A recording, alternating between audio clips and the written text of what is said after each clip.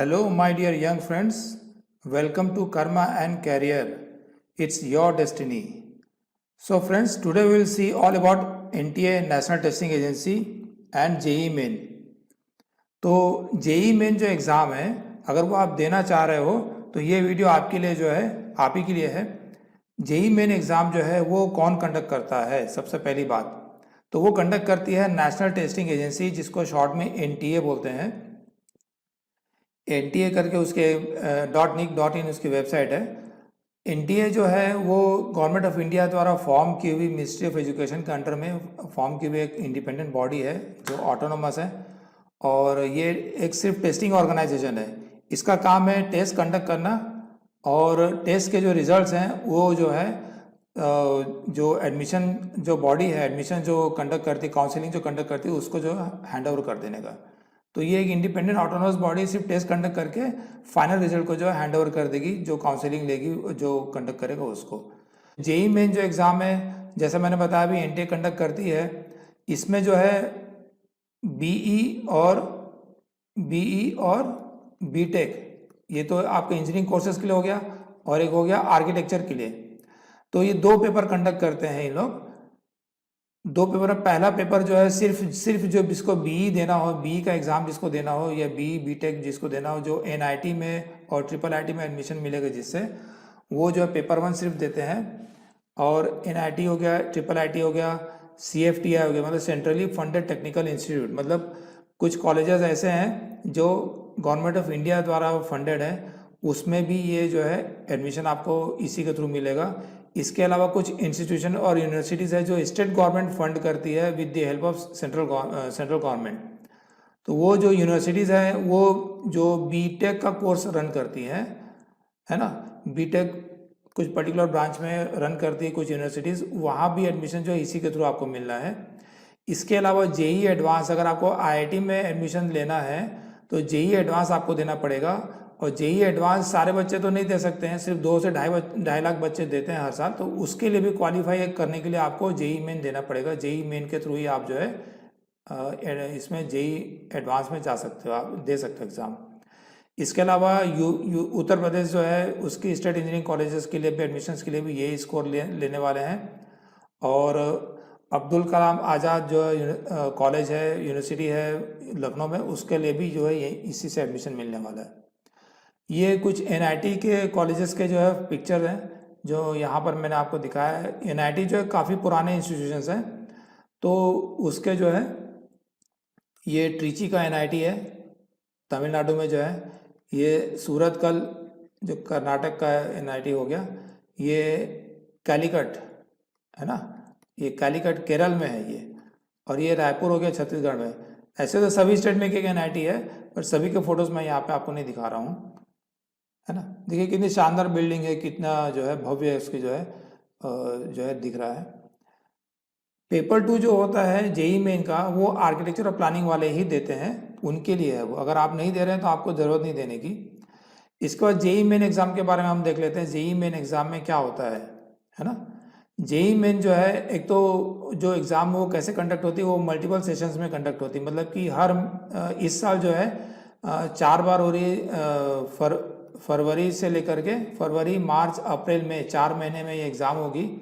चारों बार आप दे सकते हो, और हर महीने ये 3 से 4 दिन तक इसको जो कंडक्ट होगा। तो अगर आप इसकी मतलब मल्टीपल सेशन में लेने का रीज़न ये है कि अगर आप पहली बार दे रहे हैं, सपोज एग्ज़ाम क्लास 12 कोई बच्चा वो पहली बार दे रहा है, तो उसको कंप्यूटर बेस्ड एग्ज़ाम देने का एक्सपीरियंस तो है नहीं। तो वो क्या करेगा कि वो तो इनका जो प्रैक्टिस टेस्ट भी होता है, बट ये एग्ज़ाम जब रियल में जब एग्ज़ाम देने जाएगा तो उसको कुछ नया एक्सपीरियंस होगा, उसमें कुछ गलतियाँ उससे हो सकती है। कई बच्चे ऐसे हैं जो किसी इमरजेंसी रीज़न के कारण जो है वो एग्ज़ाम नहीं दे पाएंगे। तो ये सब जो है मल्टीपल सेशन में इसीलिए लेते हैं क्योंकि किसी का एक बार कोई छूट जाए या कोई एक बार अच्छे से एग्ज़ाम ना दे सके तो वो दोबारा दे सकता है। दूसरे मतलब फरवरी में नहीं दे पाया तो मार्च में दे सकता है, मार्च में नहीं दे पाया या मार्च का पेपर बिगड़ गया तो अप्रैल में दे सकता है ना। तो ये ज़रूरी नहीं कि आपको चारों महीने जो एग्ज़ाम होने, चारों सेशन जो होने वाला है फरवरी, मार्च, अप्रैल में, उसमें आप चारों इस एग्ज़ाम दें। अगर आपको लगता है कि आपका फरवरी वाले सेशन का एग्ज़ाम बहुत अच्छा गया है, आपका स्कोर भी आ गया है अच्छा, 99 पॉइंट समथिंग परसेंटाइल आ गया, तो अब आप जो है आपको अब आईआईटी का अब जेई एडवांस की तैयारी करना शुरू कर दो, जरूरी नहीं है आपको जो है जेई मेन सारे देना, है ना। और इसमें चारों अगर एग्ज़ाम देते हो आप, एक से ज़्यादा बार देते हो, तो आपका जो बेस्ट स्कोर है वो एनटीए कंसिडर करेगा, उसको जो है काउंसलिंग के लिए उसको भेजेगा वो स्कोर को। उसके बाद जेई मेन में जो पेपर 1 होता है, ये बता रहे हैं कि ये फरवरी मार्च अप्रैल में जो है ये 4 बार कंडक्ट होगा इस साल 2021 में। ये जो है इस बार 4 अटेम्प्ट कर दिया है, पहले 2 अटेम्प्ट होता था, तो ये हर साल हो सकता है थोड़ा बहुत चेंजेस इसमें होता रहे। इसके बाद पेपर आर्किटेक्चर और बी प्लानिंग का जो पेपर होता है, सेकंड पेपर जो होता है वो आर्किटेक्चर और बी प्लानिंग वाले ही देते हैं, और ये सिर्फ 2 बार ही होगा, फरवरी में और मई में होगा, है ना। ये 2021 की बात कर रहा हूँ, अगर ये वीडियो और किसी दूसरे ईयर में देख रहे हैं तो उस समय के जो है रूल्स कुछ थोड़े बहुत चेंज हो सकते हैं। Number of questions to be attempted, कितने नंबर ऑफ क्वेश्चंस अटेम्प्ट करना है, तो हम जेई मेन की बात कर रहे हैं। जेई मेन में फिजिक्स के 25, केमिस्ट्री के 25 और मैथ्स के 25 क्वेश्चंस रहेंगे। हर एक क्वेश्चन 4 मार्क का रहेगा और 300 नंबर का पेपर होगा। अभी इसके बारे में डिटेल में आपको नेक्स्ट थोड़ी देर में बताता हूँ। मोड ऑफ एग्जामिनेशन क्या होगी, मतलब कैसे एग्जाम कंडक्ट होगी, तो मोड ऑफ एग्जामिनेशन जो है वो कंप्यूटर बेस्ड होता है ना। ये जो है मल्टीपल सेशन में इसीलिए कंडक्ट करते हैं। पेपर 1 जो है बीई बीटेक वालों का जो है वो कंप्यूटर बेस्ड टेस्ट होगा। पेपर 2 जो बी आर्किटेक्चर वालों का है उसमें मैथ्स और एप्टीट्यूड टेस्ट होगा। तो मैथ्स जो है पार्ट 1 हो गया, एप्टीट्यूड टेस्ट पार्ट 2 होगा, ये कंप्यूटर बेस्ड टेस्ट होगा, ठीक है। और इसके बाद जो है आपको एक और टेस्ट देना है, वो ड्राइंग टेस्ट रहेगा। वो पेपर में आपको देना है, A4 साइज पेपर आपको मिलेगा, और उसमें जो वो ड्रॉ करने के लिए बोलेंगे वो आपको पेन एंड पेपर आपको ऑफलाइन मोड में, मतलब वहीं सेंटर में ही आपको उसी टाइम बना करके वहीं सबमिट करना है। और पेपर 2B जो है बी प्लानिंग वालों के लिए जो होगा, उसमें भी मैथ्स वही जो सेम जो आर्किटेक्चर वाले थे वही वाला मैथ्स होगा, एप्टीट्यूड टेस्ट भी वही सेम रहेगा। इसमें इनका सिर्फ पार्ट 3 जो है वो प्लानिंग बेस्ड क्वेश्चंस रहेगा, वो कंप्यूटर बेस्ड रहेगा, उनको कंप्यूटर में ही देना है, ठीक है। तो ये उसी टाइम जो है दोनों पेपर जो है आपका एक ही टाइम में आपको जो है हो जाएगा। ये जो अगर दोनों आप भर रहे, बी आर्किटेक्चर बी प्लानिंग दोनों भर रहे हैं, तो दोनों पेपर आपका सेम डे उसी टाइम आपको एक ही सेशन में हो जाएगा। इसके अलावा इस साल जो है 2021 में खास बात यह है कि जो है अदर लैंग्वेजेस भी इंक्लूड किया गया है। पहले जेई मेन सिर्फ हिंदी, इंग्लिश और गुजराती में होता था, अभी जेई मेन अब इनके पास में सिस्टम डेवलप हो गया, लैंग्वेजेस में क्वेश्चंस डेवलप हो गए, इसमें थोड़ा टाइम लगता है, इसीलिए शुरू के 2-3 साल ये अदर लैंग्वेजेस में नहीं कंडक्ट करा पाए। अब इनके पास में वो सिस्टम रेडी हो गया, तो तेलुगु, उर्दू, मराठी, आसामीज, बंगाली, उड़िया, कन्नड़, पंजाबी, मलयालम, तमिल, तो ये जो है ये जो 10 और ये 11 जो लैंग्वेजेस है इसमें ये एग्ज़ाम होने वाली है। इसके अलावा हिंदी और इंग्लिश में तो होगी ही, है ना। और ये जो लैंग्वेजेस हैं ये आप जैसे बंगाली है तो बंगाली वेस्ट बंगाल के अलावा असम में भी बोली जाती है, उसके आसपास के स्टेट में भी बोली जाती है, तो वहाँ पर ही सेंटर मिलेगा आपको। आप बोलोगे छत्तीसगढ़ में या कर्नाटका में सेंटर मिल जाए तो वहाँ पर सेंटर नहीं मिलेगा। अगर आपको बंगाली में एग्ज़ाम देना है तो आपको वेस्ट बंगाल ही या असम ही जाना पड़ेगा। मराठी में देना है तो महाराष्ट्र में आपको जा करके देना पड़ेगा, वहाँ आपको सेंटर लेना पड़ेगा। ऐसे ही गुजराती है तो गुजरात में आपको देना पड़ेगा, ठीक। ये कुछ जो है ट्रिपल आईटी जो है उसकी जो है बिल्डिंग है। ट्रिपल आईटी जो है ये अभी नई इंस्टीट्यूशन है जो गवर्नमेंट ऑफ इंडिया ने बनाया है, और बहुत जो है नंबर 1 है, ये आईआईटी के टक्कर की इंस्टीट्यूशन है। यहाँ पर आपको कंप्यूटर से रिलेटेड और कम्युनिकेशन से रिलेटेड जो कोर्सेज मिलेंगे। ये जो है आपका हैदराबाद का ट्रिपल आईटी है, ये दिल्ली का है ना। देखिए कितना भव्य इमारत है। ये जो है ये भी दिल्ली का है, ये भी हैदराबाद की है, ठीक है। इसके बाद स्कीम ऑफ एग्जामिनेशन देख लेते हैं कि एग्जामिनेशन जो है उसमें डिटेल में क्या क्या होता है। तो पेपर 1 जो है बीई बीटेक वालों के लिए, इसमें आपके सब्जेक्ट कौन कौन से रहेंगे, फिजिक्स, केमिस्ट्री, मैथ्स, पीसीएम रहेगा। क्वेश्चन किस टाइप के रहेंगे, एमसीक्यू बेस्ड क्वेश्चंस रहेंगे, मतलब हर सब्जेक्ट में फिजिक्स में 20 एमसीक्यू रहेंगे, और एक न्यूमेरिकल वैल्यू क्वेश्चंस रहेंगे 10 रहेंगे। आपको जो है 10 क्वेश्चन मिलेंगे, इस साल जो है 10 क्वेश्चन है, और आपको जो है 5 क्वेश्चन सिर्फ सॉल्व करने हैं उसमें से। किसमें, न्यूमेरिकल वैल्यू क्वेश्चन जो है उसमें से आपको सिर्फ 5 क्वेश्चन सॉल्व करना रहेगा। ये कंप्यूटर बेस्ड टेस्ट रहेगा, ठीक है। अच्छा, इसके अलावा जो निगेटिव मार्किंग उसको भी देख लेते हैं। तो ये जो 20 क्वेश्चन जो ये जो MCQ है ना, MCQ जो है ये 20 क्वेश्चन है, इसमें जो है रॉन्ग आंसर के लिए जो है -1 मार्क जो है डिडक्ट हो जाएगा। ठीक है, मतलब अगर आपका जो करेक्ट है तो आपको +4 मिलेगा, रॉन्ग है तो आपका जो है -1 हो जाएगा, और आंसर नहीं दिया है, नॉट आंसर्ड अगर है तो आपको जो है 0 नंबर मिलेगा। तो ये MCQ जो है इसमें ये रहेगा मार्किंग का स्कीम। और न्यूमेरिकल वैल्यू जो रहेगा, ये 5 क्वेश्चन जो न्यूमेरिकल वैल्यू रहेंगे उसमें क्या रहेगा कि आपको जो है आपका जो आंसर है वो नंबर्स के फॉर्म में रहेगा।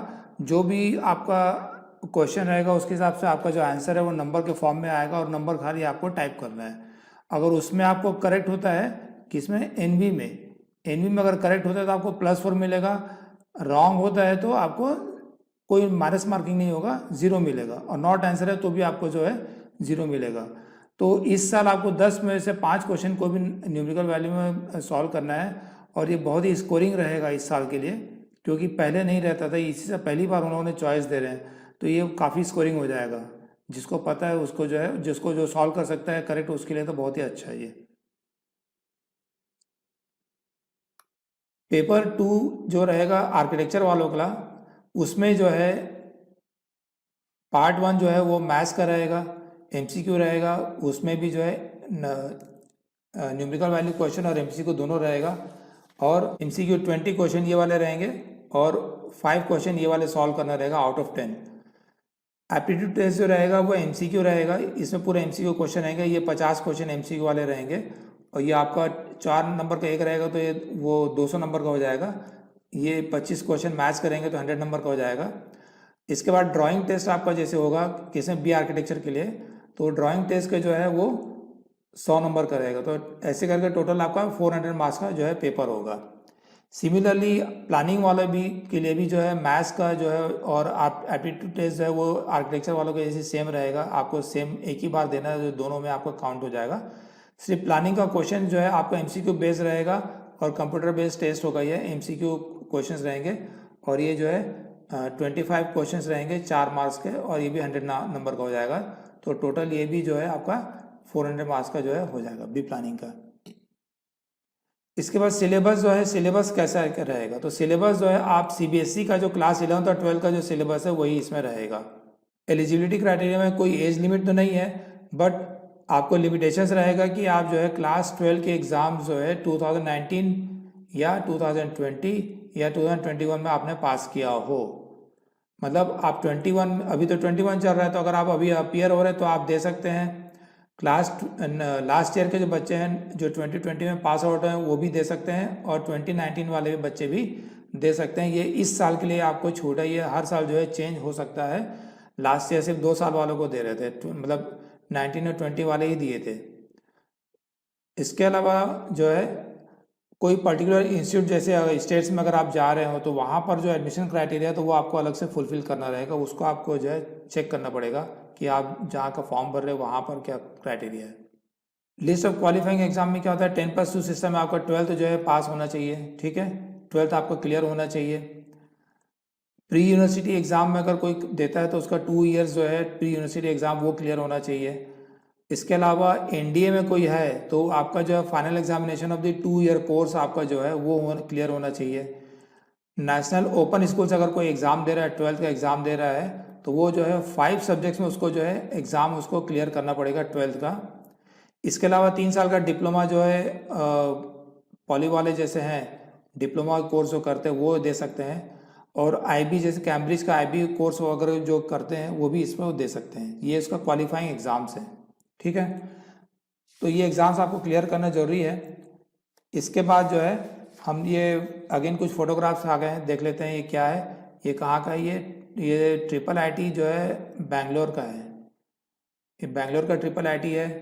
ये जबलपुर का है, जबलपुर का और ग्वालियर का IIIT काफ़ी पुराना है तो वो बेस्ट माना जाता है। इसके अलावा हैदराबाद का IIIT जो है उसके बाद जो है टॉप में है, वहाँ का कंप्यूटर कोर्स बहुत ज़्यादा जो है अच्छा है। ये नागपुर का IIIT है ये, और ये जो है ये पुणे का है। तो ये पुणे की जो है ट्रिपल आईटी की बिल्डिंग है। अब जो है एलिजिबिलिटी फॉर एडमिशन देख लेते हैं, मतलब कि आप एडमिशन अगर लेना चाहते हैं, सपोज आपका सिलेक्शन हो गया तो आपकी एलिजिबिलिटी क्या रहेगी वो इसमें देख लेते हैं। बीई बीटेक या बी आर्किटेक्चर प्लानिंग के लिए 75% मार्क्स चाहिए 12th क्लास में फॉर एग्जामिनेशन, और be in the top 20 percentile in the 12th class, मतलब कि आपका 12th क्लास में 75% होना चाहिए। किसके लिए? बी बीटेक के लिए। ये अभी इसमें नहीं है, ये बी प्लानिंग का नहीं है। बी बीटेक के लिए आपका 75% होना चाहिए 12th में, या टॉप 20 परसेंटाइल आपका क्लास 12th में होना चाहिए। तो ये आपको आप ये मान के चलो कि 75% आपको जो है 12th क्लास में लाना है, आपको बी बीटेक में एडमिशन चाहिए। तो आर्किटेक्चर में अगर जिसको एडमिशन चाहिए तो उसको 50% चाहिए क्लास 12th में, पीसीएम में आपको 50% लाना है, और प्लानिंग में चाहिए तो आपको 50% मैथ्स में चाहिए, और ओवरऑल जो है 50% आपका ओवरऑल एग्रीगेट होना चाहिए। इसके बाद जो है हम देख लेते हैं प्रोसीजर क्या है किसका, एनटीए का। तो वो जो इसको रेडी करते हैं उसको बोलते हैं नॉर्मलाइजेशन प्रोसीजर बोलते हैं। तो क्या होता है कि आपका जो भी स्कोर आपने किया है, मतलब सपोज पीसीएम में आपको 300 नंबर का जो है पीसीएम आपने दिया, तो 300 नंबर का होता है, किसकी बी वालों की बात कर रहा हूँ मैं, बी बीटेक वालों की बात कर रहा हूँ। 300 नंबर का होता है, 300 नंबर में वैसे सपोज आपको 200 नंबर मिला, तो आपका जो परसेंटेज बन रहा है तो वो परसेंटेज जो है वो अलग हो गया, और ये परसेंटाइल स्कोर अलग हो गया। परसेंटाइल स्कोर जो है it indicates the percentage of candidates that have scored equal to or below that percentile. ये क्या है? कंपैरेटिव स्कोर होता है। परसेंटाइल क्या कंपैरेटिव स्कोर है, कि अगर आपने दिया है, अगर आपको जो है जो है आपको 120 मार्क्स मिल रहे हैं, तो 120 आउट ऑफ 300 मिल रहा है, तो आपको ये देखना है कि आपसे पीछे कितने बच्चे हैं। मान लो कि 8000 बच्चे जो है आपके साथ बैठ के एग्ज़ाम दे रहे हैं, तो 8000 में से जो है आपको 120 मिला, और वो 120 स्कोर, और आप 6000 बच्चे आपसे पीछे हैं, है ना, 6000 बच्चे आपसे पीछे हैं, तो आप जो है टॉप 2000 में हो गए।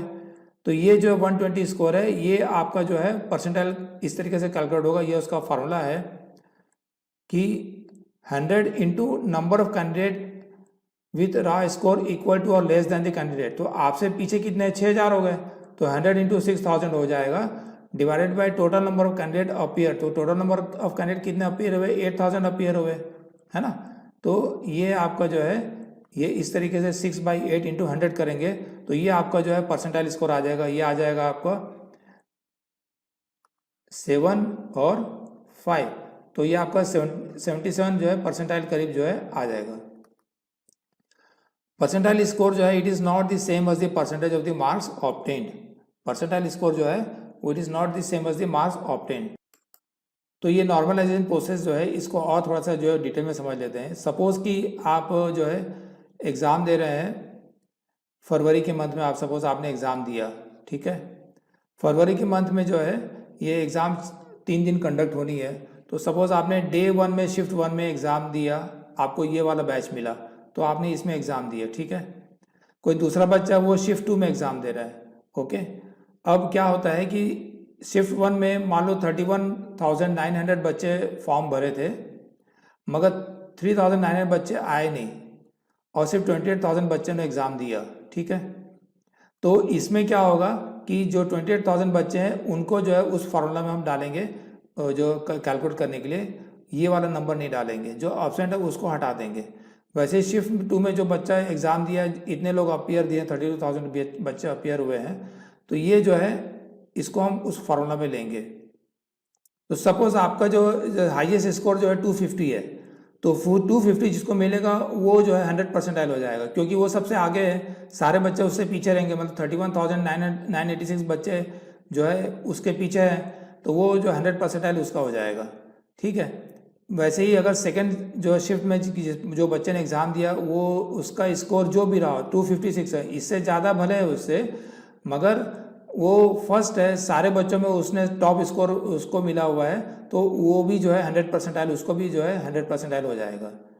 सिमिलरली डे 2 में शिफ्ट 1 में कोई बच्चा एग्ज़ाम दिया है, उस दिन जो है 41,000 बच्चे अपीयर हुए हैं, और हाईएस्ट स्कोर 239 गया। अब देखो ये कितना कम है, 256 है, तो हो सकता है ये वाला जो इस बैच वाले को जो पेपर मिला हो वो थोड़ा डिफिकल्ट रहा हो इस वाले बैच के पेपर से। तो ये पेपर अगर डिफिकल्ट होगा तो नेचुरली थोड़ा सा स्कोर कम जाएगा, मगर ये हाईएस्ट स्कोर 239 है तो ये भी जो है 100 परसेंटाइल हो जाएगा। तो जो फाइनल मेरिट लिस्ट बनेगी उसमें ये तीनों की तीनों जो है फर्स्ट रहेंगे, ये भी जो है फर्स्ट रहेगा, ये भी जो है फर्स्ट आ जाएगा। अब इसमें कंपेयर कैसे करेंगे? अब इसमें कंपेयर करने के लिए दूसरे रूल है कि आपका जो है मैथ्स में क्या स्कोर है, फिर फिजिक्स में क्या स्कोर है, फिर केमिस्ट्री में क्या स्कोर है, उसके हिसाब से फिर आपका इसमें जो है रैंकिंग बना देंगे। मगर परसेंटाइल तीनों का 100 ही होगा, तीनों का 100 परसेंटाइल मिलेगा। तो इस तरीके से ये रहता है जो है एनटीए जो है स्कोर को जो है नॉर्मलाइज करती है, इसको नॉर्मलाइजेशन प्रोसीजर बोलते हैं।